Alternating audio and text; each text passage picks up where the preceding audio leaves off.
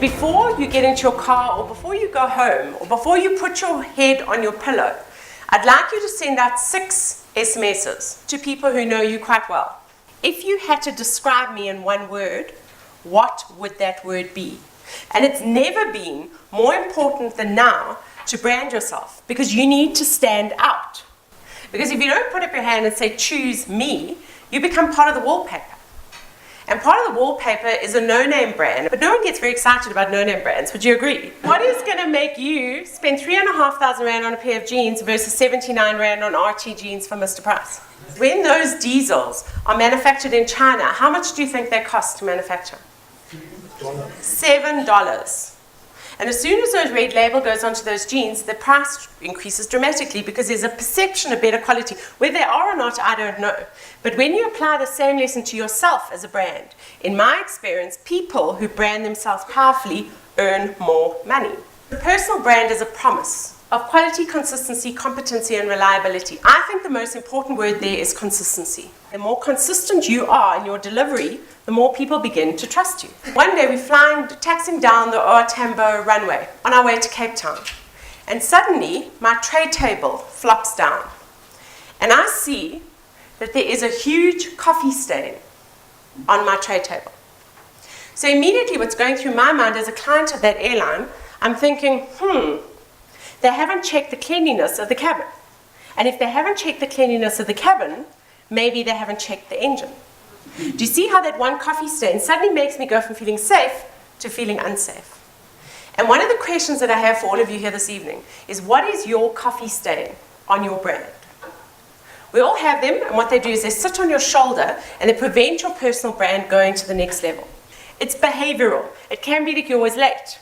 It can be that you don't get back to people. For the woman in the room, it can be the way you dress. It could be your voice. But the new buzzword in branding is RQ, your relevancy quotient. How relevant are you? Because be very aware that your skill set that you have right now in 2017 is going to be very different to what is required in 2020. And what is your RQ? What are you currently doing to always remain relevant? And especially for those who are younger, who are doing their PDM, raise your hand, be visible. Because when you are visible, people take notice of you. Because otherwise you run the risk of becoming a no-name brand. LinkedIn. I'm less excited about Facebook, Twitter, Instagram, because they're more personal kind of news sharing, commentary sites. From a networking perspective, there's no doubt, and a personal branding perspective, that LinkedIn is a powerful, powerful tool. Just out of interest, how many of you are on LinkedIn? Please put up your hands. Okay, and out of those people who put up their hands, how many of you have got 500 connections? How many of you have got a photograph? And not in your wedding outfit. And how many of you have got a fully complete profile, so you get that message from them? And the reason why I asked those 3 questions is the 500 is very important. LinkedIn ranks you based on 500. If I'm looking for financial planning advice in Mpumalanga, and I type that into LinkedIn, your competitor at Sanlam has got 550 connections and you've got 450, they will go to the top of the rankings.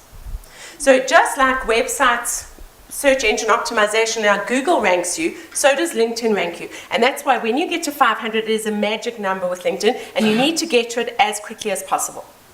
Women dominate social networking, whereas LinkedIn is the only social networking site where there are more men, which also implies it's a more professional, peer-to-peer networking tool. Nigeria, Ghana, and Kenya have got higher LinkedIn usages than South Africa. So if any of you are interested in expanding your blueprint across Africa, Nigeria, Ghana, and Kenya, it's the first place to go is LinkedIn to actually start your network there. You've got to decide, are you a lion or a cat? A lion is a LinkedIn open networker, and a cat, if you think of a cat's behavior, much more fussy about who they associate with. I'm a lion, but with conditions. So for example, I do not connect with anyone who doesn't have a photograph on their profile. Because for me, it means you haven't taken your profile seriously, unless you have a very specific sales target, then upgrade to the premium. But the basic package is actually very kind of user-friendly, and it's powerful. I'm not a fan of endorsements. I'm much more of a fan of recommendations. If your profile has no recommendations, it immediately, to me, it looks like no one's bought into you as a brand. Your best personal brand is you squared. It's you to the best you that you can be. When you're trying to be somebody else, people have got great radars to pick up inauthentic behavior. And it's a misnomer that introverts are bad networkers, by the way. It's not about schmoozing. It's not about dull, boring cocktail parties where kind of people schmooze each other and do the whole air kissing and looking over that person's shoulder to see who else is in the room. Because that's what people think networking is. Networking is not that. Networking is about meaningfully connecting with people and doing that, realizing that when I do something good for you, good is going to happen. And all together, we actually all benefit from it. Keeping in touch with your network is such a key strategy. Make sure your listening-talking ratio, your listening needs to be 60% and your talking 40%. And remember, there's a difference between being curious and being inquisitive. If you come from abundance, you'll get it, but if you come from scarcity, you'll get that instead. And what I mean is there are two different types of people in the world. The first operate with open palms. They give generously. Time, money, love, whatever your resource is. And because your hands are open, you're then in a position to receive. There are other kinds of people who operate with a clenched fist. They try and keep everything to themselves. But because their fists are closed, they're then not in a position to receive. Reciprocity is a fundamental underlying principle. It doesn't have to be 50-50. He benefits, I benefit, because life is not like that. So I will give probably 6 or 7 times to someone, but if I get nothing back, I will stop giving, because they are people who abuse you. According to this research, they did it at Standard Bank, and they looked at senior executives, and they wanted to find out why were men and women getting to the same level, and then the guys were overtaking the women. And they found out that the one differential was the difference in the size of their business networks. If we are so-called better communicators, why does that not translate into better networking? Generally speaking, you will find that women will not pick up the phone because I'm going to think that she's going to think, Helen Nicholson, I haven't heard from her for 4 months, and now suddenly out of the blue she just phones me, only when she needs something. Guys don't have those issues. They can be in grade 1, 40 years go by, and they haven't seen that guy for 40 years. They will track him down, phone him, say, hey bud, remember me from grade 1? I need your help. They help each other, and then they go their separate ways. And this is why guys have got the edge in this, because they're very good at acquaintance networks, where women want to try and establish deep, meaningful relationships, and it's not possible, because your friendships as you get older will diminish. Pick up the phone and ask for help, regardless of how well you know that person or not. Because men are really good at it, and I think we can learn from them. Often, if I had to phone you in business, I often say, one of my passions in life is to get women to network better, and in that spirit, I believe you're the expert in whatever space. I'm asking you for help, or could you point me in the right direction? There's also a nice way to not put people on the spot. And then afterwards, I say, if I can ever help you, please don't hesitate to pick up the phone. The challenge for all of you here today is when we stand together, we are much more powerful. And that's when a network works. Because so when we're trying to take each other out, then the network is diluted. People lack tools to break into conversations. So let's start off with business cards. I don't believe it's an either or. I think you can kind of swap contact details digitally. But for me, they serve as an important reminder. I make notes on business cards. So if I meet you here tonight, I'll say something like, Wits public function, February 2017, red frizzy hair, like cycling. Or something like that, because you don't have photographs on your business cards, I will remember. So I think they're a strategic tool, and I think when you don't have them, you're at a disadvantage. When you break into a group of 2, it's much less effective because you're always interrupting them. So a group of 3 is the best group to break into from a networking perspective. Julie is now talking about Warren Buffett.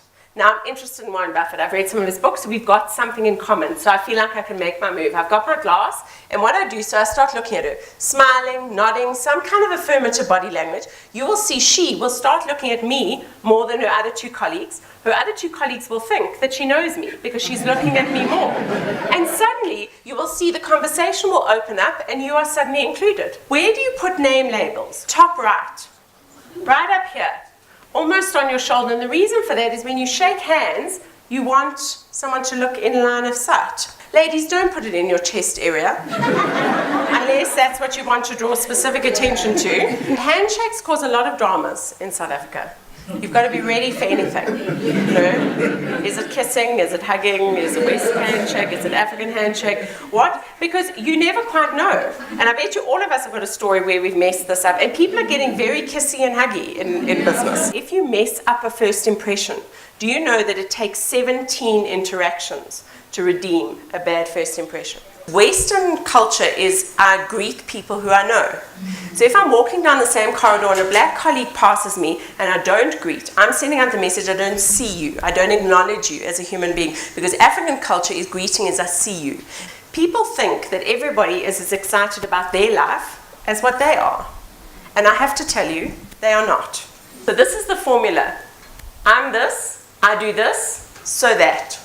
Repeat your elevator speech 3 times. So 1 to a colleague, 1 to a client, 1 to your mother. 1 to a client, 1 to your colleague, 1 to your mother. Because it's got to be so natural that it rolls off your tongue. It's got to be so rehearsed that it becomes natural, because of course you know what you do. But you'll be amazed when you put on the spot, then we go, Because networking criminals don't rock up to events, they don't have business cards with them at all times, and they don't follow up. So if you think of what we've chatted about in the last hour, we've looked at your personal brand. Please send out those 6 SMSs. If you had to describe me in 1 word, what would that word be? How consistent are you? What's your RQ looking like, your relevancy quotient? What's your LinkedIn profile looking like? Are you authentic in terms of how people experience you? From a networking perspective, are you curious? Are you charismatic? And are you abundant? Men and women, we need to understand this about each other. When you go to functions, look for groups of 3. Break into the conversation, do good small talk, follow up with an elevator speech, and then follow up after that. Have your name label in the right place. This is not a rocket science skill. There's a lot of stuff I know that you probably already are knowing, but the big challenge is moving it from the knowing to the doing. Reputation, reputation, reputation. At the end of the day, on our deathbed, that is the only thing that you will have from a personal branding perspective. What are people saying about you when you're not in the room?